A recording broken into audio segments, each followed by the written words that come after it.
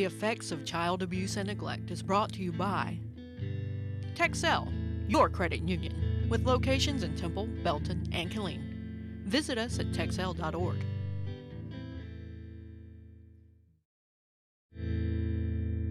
May the face of the Lord shine on you. May He shower His blessing on all that you do. May you never know anguish, sorrow, or strife. Dwell in the house of the Lord all the days of your life.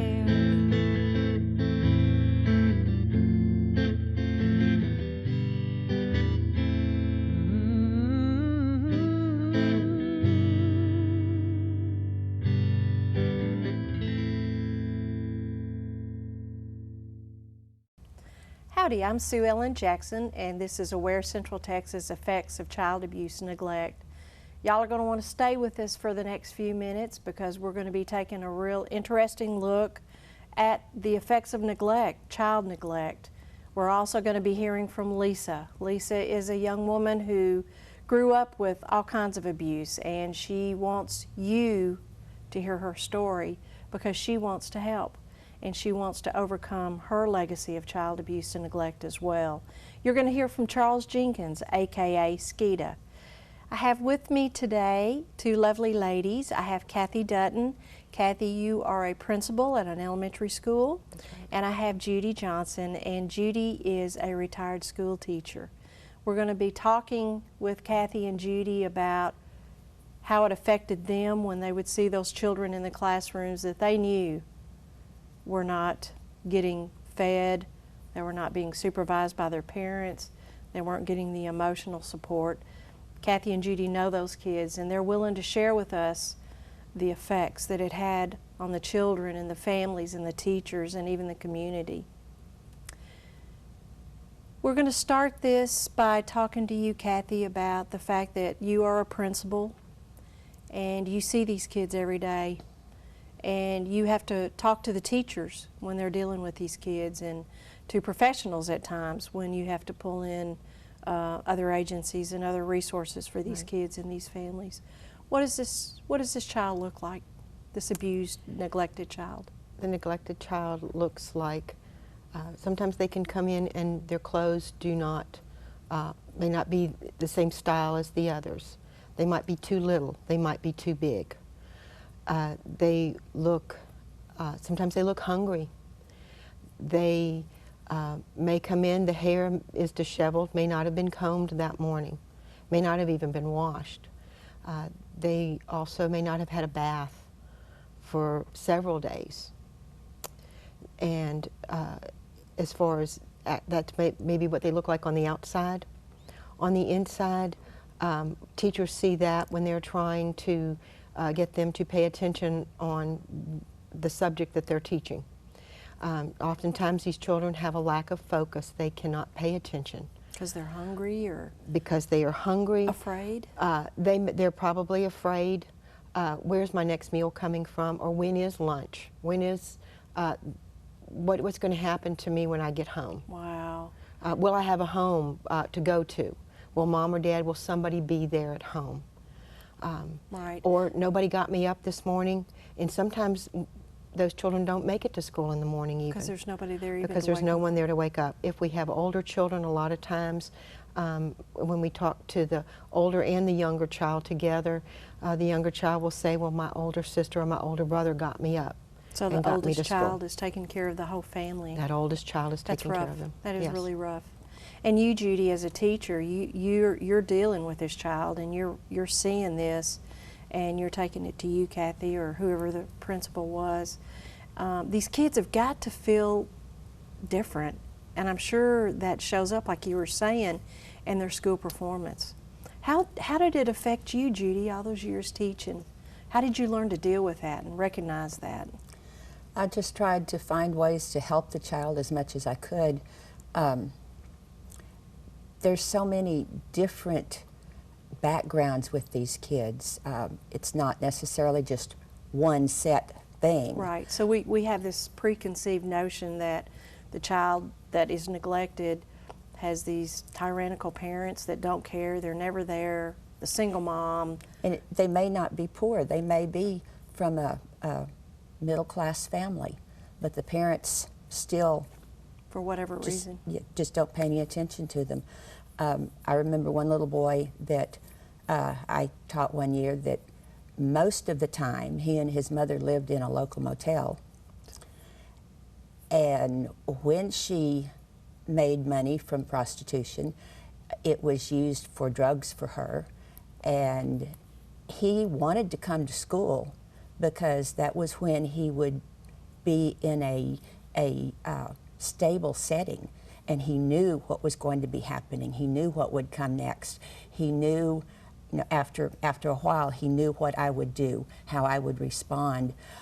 But he had such anger inside of him. He was just filled with anger because of his situation. And that anger just spilled out everywhere to all the other children in the classroom and made things very difficult for everyone. So kids may react by angry outburst, they might be withdrawn. Certainly they feel like they're not as good or they're set apart. Do the other kids pick on these children? Do you see bullying? Do you see these kids get pushed around, or?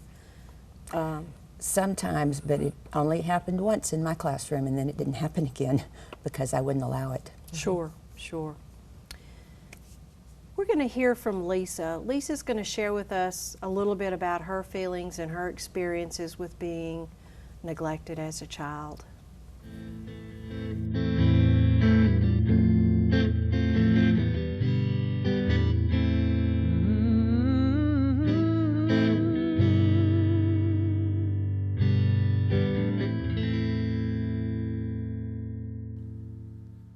I felt a lot different than other kids growing up. I was made fun of by other kids growing up. A lot of the kids picked on me, teased me because my clothes were different, you know. I had hand-me-downs, first of all. Everything was a hand-me-down from my cousins, you know. And, you know, we never got shoes. Sometimes our shoes were falling apart real bad, or they were Bobos, as they were called. So kids made fun of us a lot of times growing up with the Bobos. You know, I used to, in 7th grade, I think was my hardest year being made fun of. You know, that's when the sexual abuse came out in school. And boy, the kids were really picking on me. And then the teachers, I just felt real irritated in that year. In 7th grade, I don't remember the exact year it was, but you know, the kids, it really started getting to me after the years and years of being made fun of and not having the things that we did need, you know. The clothes would be too small and just things like that. I mean, the toys that we had were used too. You know, we had, with my dad, we had a lot of used stuff and not much. You know, my mom always tried her best to do what she could for us on the Christmas holidays and stuff. If it wasn't for her, we wouldn't have had anything, you know. My stepdad, when she met my stepdad, he loved her, but he didn't love the kids. But he did make sure that we had, at Christmas time, that was the first year that we really had a real good Christmas was with my stepdad. You know, I can remember the difference between Christmases and stuff, and the different toys that he bought us. He always made sure that my mom had the money to buy clothes for us and stuff, but my own dad couldn't provide for us. You know, I can't understand how he could just let us go and buy his drugs and stuff like that. And he made pretty good money. I mean, I don't know the exact amount of money, but he was a crane operator at one time. He was a carpet layer, so he was pretty good at making money, but he always spent it on his drugs instead of his children and what we needed. You know, we never saw a doctor. The only time that we saw doctors when we were kids was when we needed to have like checkups for school, the annual checkups or anything like that. When we got sick, God forbid, you know, old remedies, old homemade remedies. I don't know where my mom came up with some of the remedies she had, but when we had earaches, that was the biggest one. This might be the craziest thing to say, but we had to pee on cotton and put it in our ears. And you know, it's funny to say that because when my brother recently, his girlfriend just had a baby, my brother John, and his girlfriend Becky just had a baby, and Becky had an ear infection. And he said, "Do you remember when we were little, what Mom used to do?" I said, "Yeah, make us pee on cotton and put it in our ears." And he said, "Becky wouldn't do it." He said, "I told her to do it," and we were laughing. So that's one of the things. I mean, sometimes I get a kick out of some of the things that happen, but some of it's sad, some of it's not. So, well, I just don't know what to think about my childhood sometimes, but some of it's funny when I look back, but we were neglected very bad.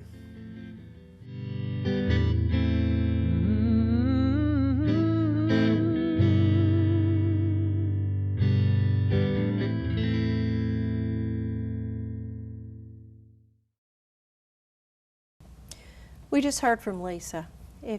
If you have suffered some form of neglect, you can call us and talk to us about it.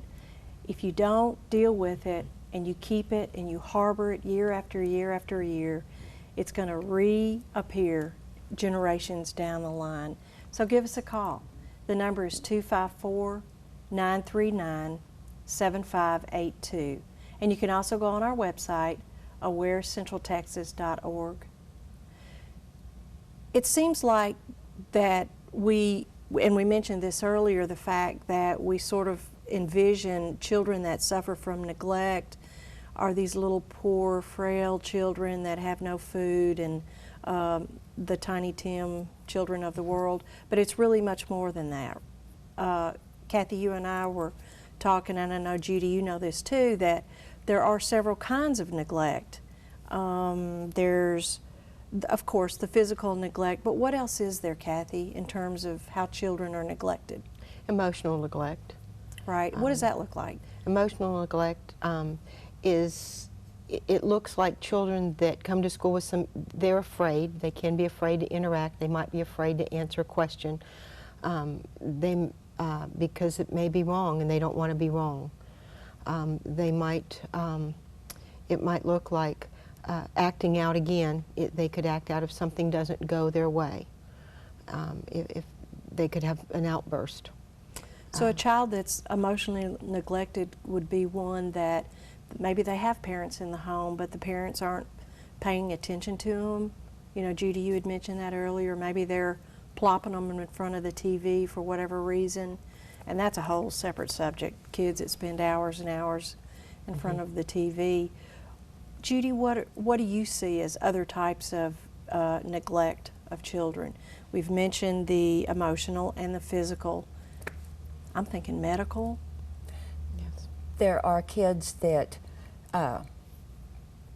it's not unusual for some parents to send their children to school with a high fever. I've had children come into the classroom as soon as they got into the classroom, come up and say, "I don't feel good." And I'd feel their head and they would be burning up. And then I have choices to make. I can send them to the nurse and she'll try to call the parents, and some of these parents don't answer the phone and you can't get hold of them, and then the child has to just lay in the nurse's office all day, or I can have them stay in my classroom, put them in a comfortable situation so that they can at least hear the teaching that's going on. And you know, it depends on how sick the child is. Mm-hmm. And there's other times, like we mentioned during the break, when I was teaching in a self-contained mentally retarded classroom, there was a little girl, Deanna, that had medical problems, and she was on different medications because of seizures and what have you. On Monday morning, though, it was so obvious that she had been over-medicated for the entire weekend. Oh, dear. She would come in, and all I could do was just let her sleep all morning long, wake her up for lunchtime, because she was still suffering the side effects of the medicine, of the overdose of medicine. Wow. Were Mondays the worst days of the week for school? Sometimes Mondays and then Fridays. Mondays Really? because they were coming in, they had either been allowed to do whatever they wanted to on the weekend, and a lot of times these older children, they were the parents during the weekend.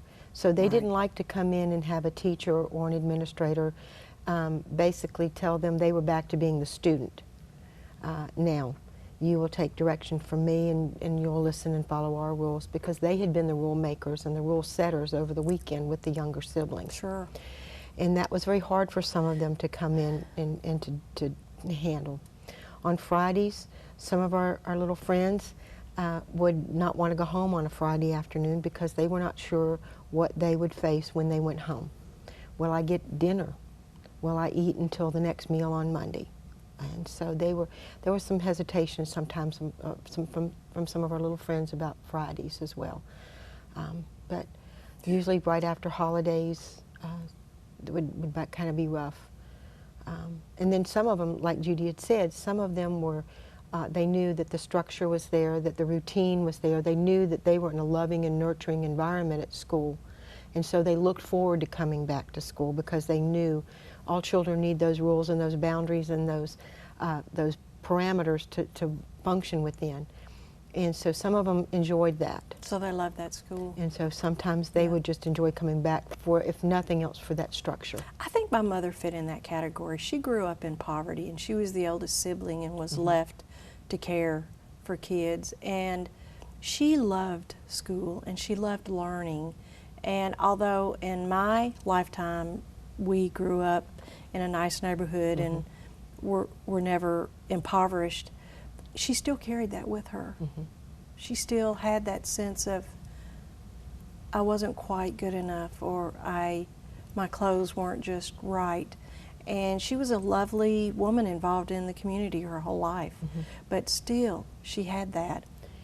And you see that sometimes in children, they have that I can't do this attitude because they have that feeling that they're not quite as good for whatever reason. Right. How do you take that home with you at the end of the day as a teacher and as an administrator? I don't know if I could deal with that. Pray a lot. Praying.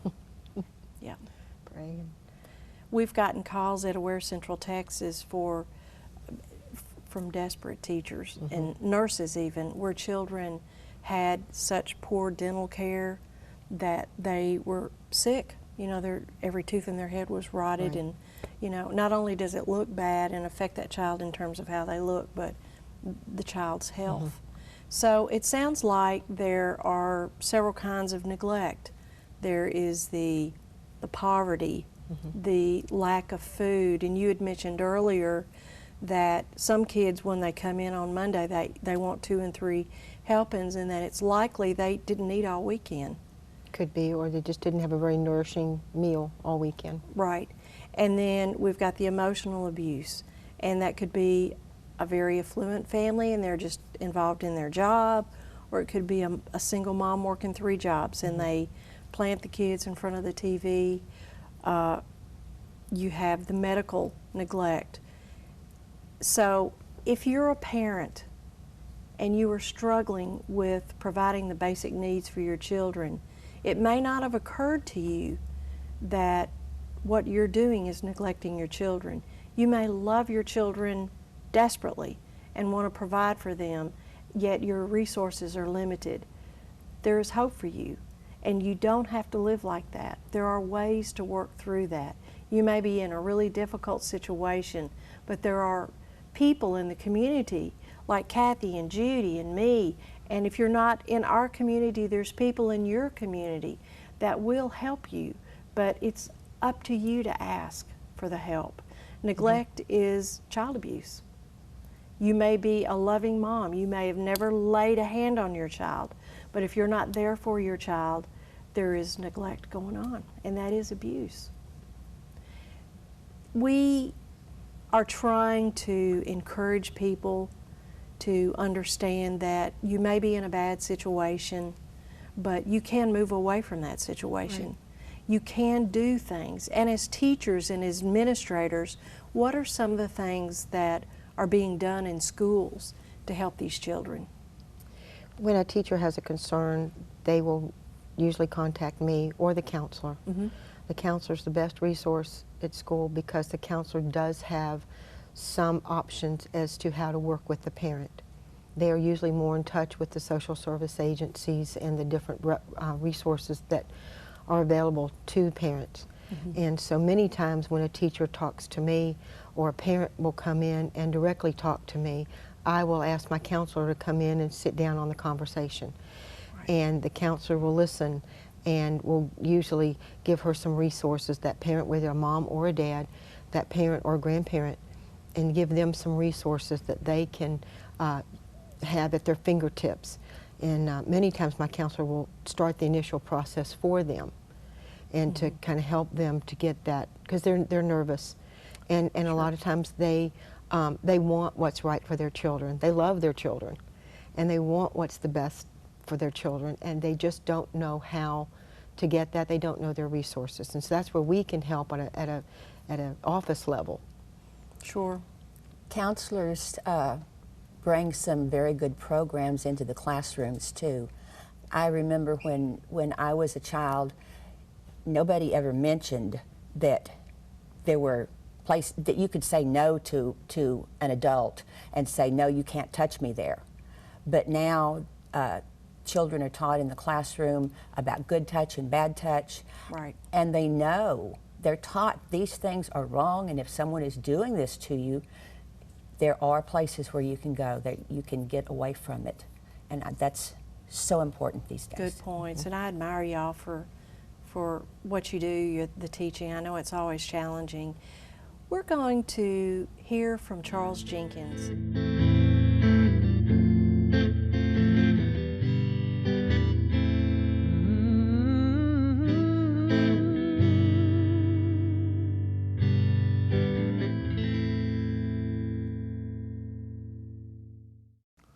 Hello, my name is Charles Jenkins, and today I want to talk to you about the effects of child neglect.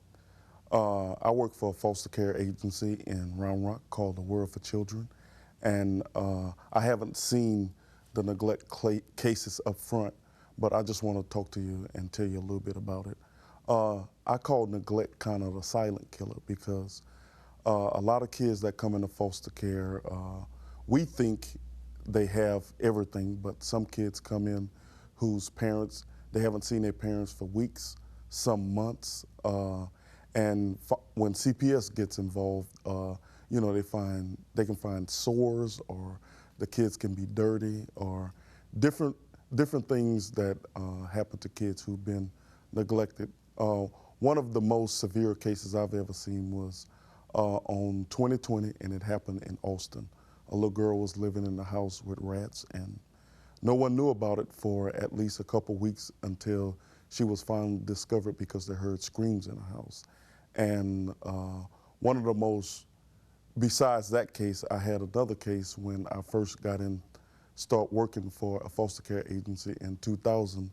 A little girl was neglected, her and her two brothers, and the resiliency of these kids once they are neglected, she picked up the skills of parenting her two younger siblings. And when food ran out in the house, she went to a local convenience store and stole food. And she became really good at stealing, and she had to be frisked before she went in the store and when she came out of the store, and she still ended up confiscating things, and it was a survival skill. It wasn't because she was a little girl who got in trouble a lot. It was the survival skills. Kids who have been neglected for long periods of times pick up survival skills that are unbelievable, and that will blow you away. Neglect is just something tragic when it involves children. And we think just because they're children, they can survive. And it can be kids who don't have clothes, don't have shoes, and a lot of teachers in schools get the effects of neglect. The kids go to sleep and learn other things. Thank you.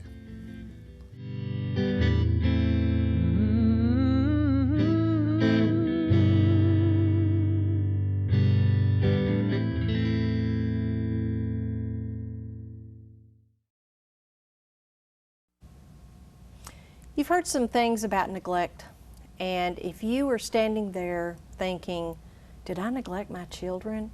Am I neglecting my children? Please give us a call. You have the number. It's 254-939-7582. People go through hard times. Life comes charging at us. People get divorced, people become sick, parents get deployed and leave one parent alone. There's so many situations that can cause you to not be the parent that you want to be, or to not have the funds or the resources to take care of your children the way that you want to. Kids want those fancy tennis shoes, and you may not be able to do that for your child. But there are resources in the community. There's resources in every community. And it could be simply that you need somebody to help you with financial planning, or somebody to talk to you about what's going on. Y'all don't know this, but I was a single parent for years. And had it not been for the support of my parents, my children would have done without. However, there's a lot of you out there that don't have that kind of support network. But I want you to know that there are resources in the community that do. So please give us a call. Get on the website. If you don't have a computer, go to the library. They have access. And there are resources in the community. I can't imagine being a teacher. I think it would be one of the hardest things to do. I think that I would most certainly overstep my bounds and want to scoop everybody up and take them home, or tell the parents you need help, or do all kinds of things that are inappropriate. And I really respect and appreciate what you're doing as an administrator and what you're doing and have done as a teacher. It's important. And I know my mom was that little child that really did love school because she saw that as her way out. We hear a lot of complaints against teachers, but I'm here to say that you guys are the silent heroes. Thank you for being with us.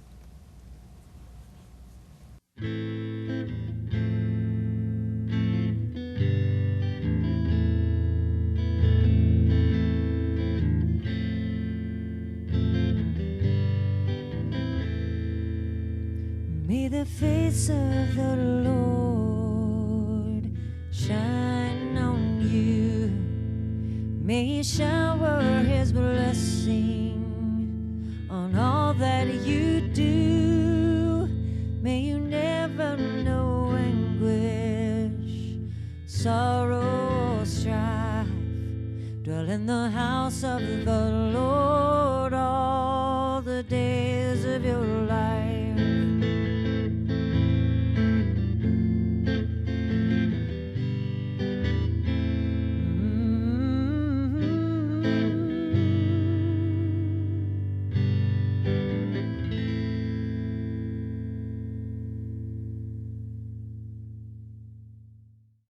The Effects of Child Abuse and Neglect is brought to you by Texel, your credit union, with locations in Temple, Belton, and Killeen. Visit us at texel.org.